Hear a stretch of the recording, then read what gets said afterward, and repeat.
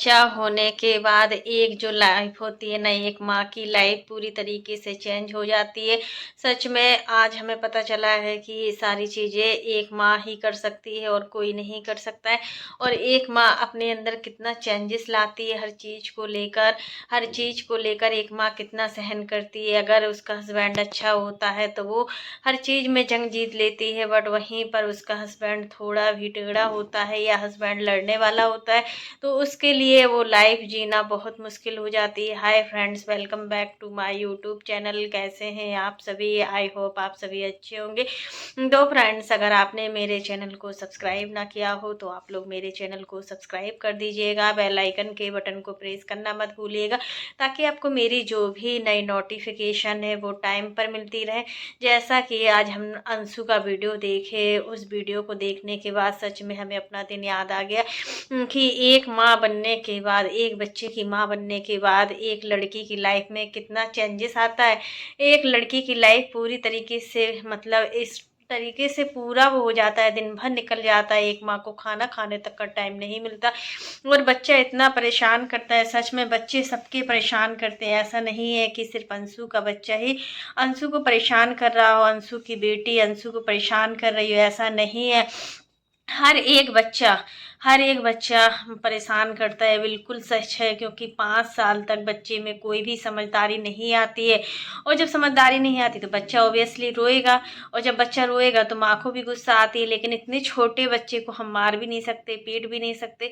बच्चा थोड़ा बड़ा होता है, बच्चे की शरारतें बढ़ती हैं, माँ उसको डांटती भी है, माँ उसको पीटती भी है, माँ सब कुछ करती है। एक माँ हर चीज़ सहन करती है, हर चीज़ अपने आप को इतना। अंशु जो थी वैसी नहीं, आज अंशु के अंदर बहुत चेंजेस दिख रहा है। आज अंशु सच में बड़े बड़े लोगों जैसी बातें करने लगी। आज अंशु सच में एक माँ जैसी बातें करने लगी है। एक माँ जो करती है वो अपने बच्चे के लिए हमेशा अच्छा ही सोचती है, चाहे बच्चा कितना बदल जाए, चाहे बच्चा क्या से क्या कर ले, बट एक माँ की सोच कभी भी नहीं खराब होती है। एक माँ की सोच हमेशा अच्छी होती है। वही बच्चे जब बड़े हो जाते हैं तो कितना परेशान करते हैं। वही बच्चे कहते हैं कि आखिर आपने मेरे लिए किया ही क्या है, आप मेरे लिए क्या की हो।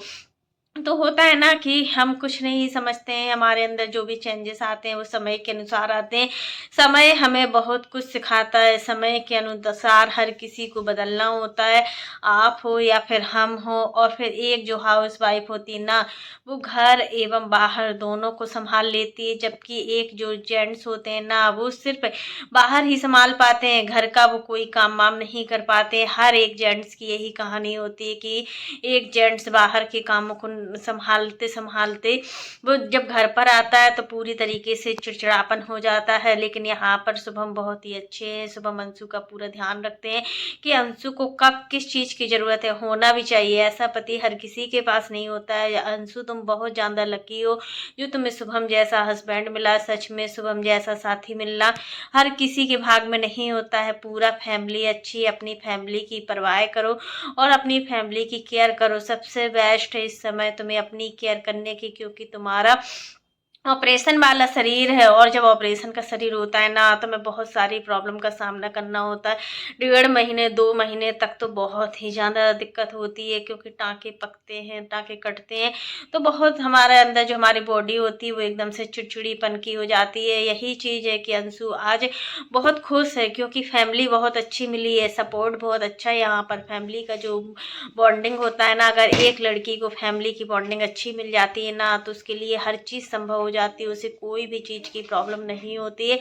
यहाँ पर सबसे बड़ी बात होती है, जिस घर में बेटी जन्म लेती है ना उस घर में बरकत ही बरकत होती है। बेटियाँ होती ही ऐसी हैं, बेटियाँ दो दो कुल को संभालती हैं, अपना मायका भी देखती हैं, अपनी ससुराल भी देखती हैं, हर चीज़ देखती हैं। और फिर बोला जाता है कि आखिर एक बहू क्या ही करती है, वही तो बहू है, वही तो बेटी है।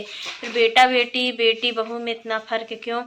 लोगों की सोच को बदलना ही होगा। लोग क्यों नहीं समझ रहे हैं? जो पहले की जनरेशन थी वो तो बिल्कुल भी नहीं समझती थी। आज की जो पीढ़ी है, आज की जो जनरेशन है, हाँ वो मानती है इन सारी चीज़ों को। काफ़ी जगह हमने देखा है कि बहू को बेटी से भी बढ़कर रखा जाता है।